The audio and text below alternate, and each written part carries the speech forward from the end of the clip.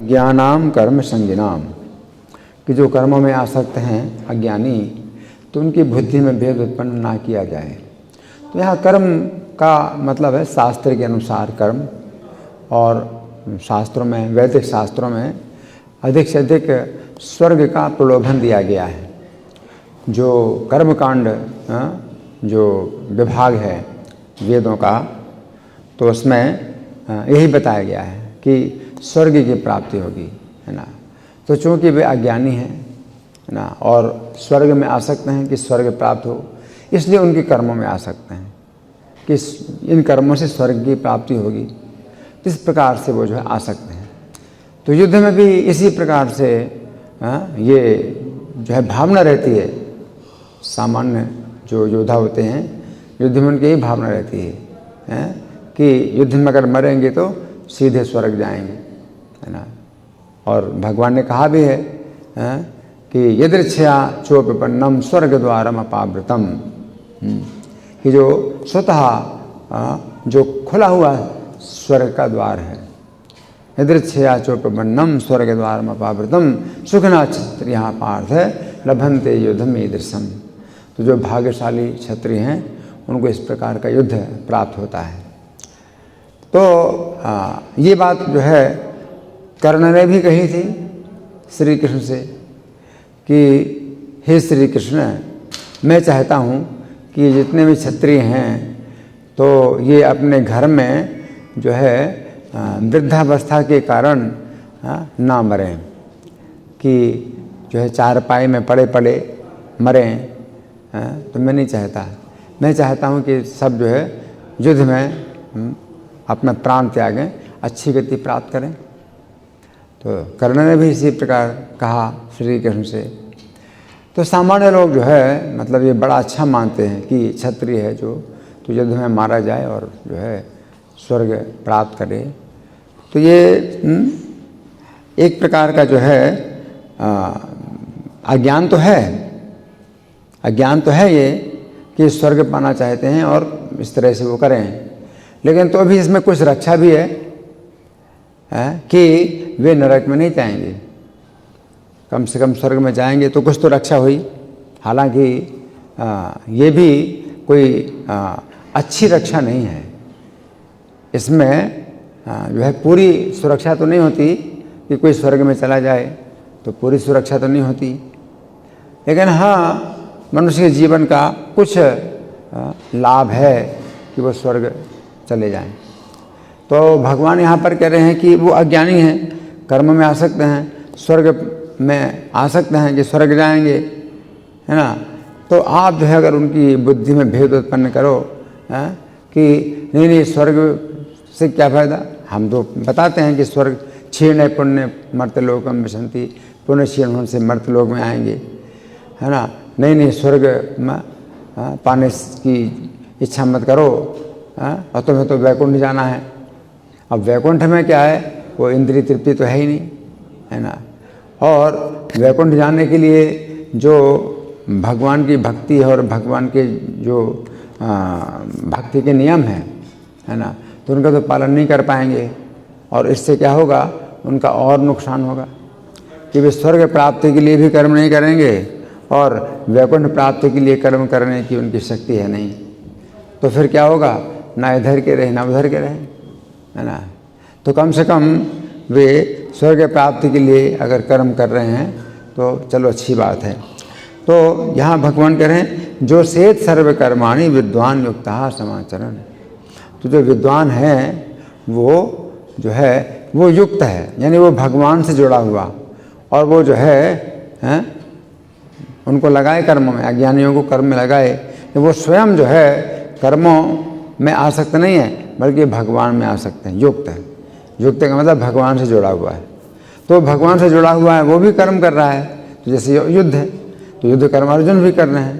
तो भगवान का यहाँ पर संकेत है कि अर्जुन भी युद्ध करें, और उनको भी जो योद्धा लोग हैं उनको भी युद्ध में लगाएं। तो अर्जुन कहेंगे उनसे कि तुम लोग युद्ध करो क्योंकि स्वर्ग की प्राप्ति होगी। अर्जुन कहें, लेकिन अपने मन में जो है वो जानते हैं, अर्जुन जानते हैं कि स्वर्ग की प्राप्ति कोई बड़ी चीज़ नहीं है। हाँ, उन्हें तो श्री कृष्ण से जुड़ना है, उन्हें तो श्री कृष्ण की प्राप्ति करनी है ना। तो युक्त हैं, अर्जुन जो है युक्त हैं, श्री कृष्ण के साथ जुड़े हुए हैं, स्वर्ग से उन्हें कोई मतलब नहीं है। लेकिन जो अज्ञानी लोग हैं स्वर्ग प्राप्ति के लिए युद्ध कर रहे हैं, तो उनकी जो है वो उनको प्रोत्साहित करें कि ठीक है युद्ध करो, स्वर्ग की प्राप्ति होगी, है ना।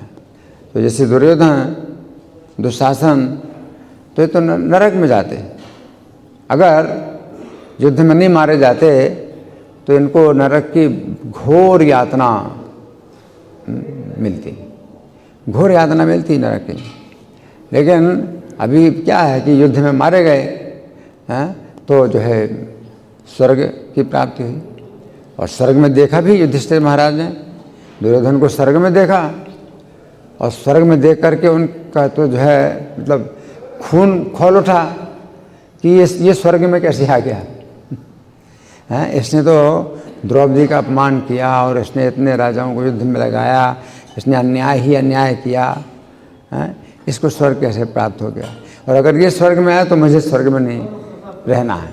युधिष्ठिर महाराज कहते मुझे स्वर्ग में नहीं रहना, अगर ये स्वर्ग में, मुझे तो वहीं जाना है जहाँ मेरे भाई हैं और द्रौपदी है, मुझे वहीं जाना है। तो युधिष्ठिर महाराज ये फिर नारद जी समझाते हैं कि नहीं, अब जो है वो जो भावना है आप इसको भूल जाइए, क्योंकि ये क्या है युद्ध में मारे गए हैं। तो इन्होंने जो है युद्ध में जो है अपने प्राणों की आहुति दी है, तो इन्होंने तो बहुत बड़ा जो है किया है, यज्ञ किया है, युद्ध रूपी यज्ञ किया है, युद्ध रूपी यज्ञ में अपने प्राणों की आहुति डाल दी, है ना। तो ये तो अब जो है अब यहाँ पर अब वो सब जो है भाव नहीं है जो वहाँ पर था।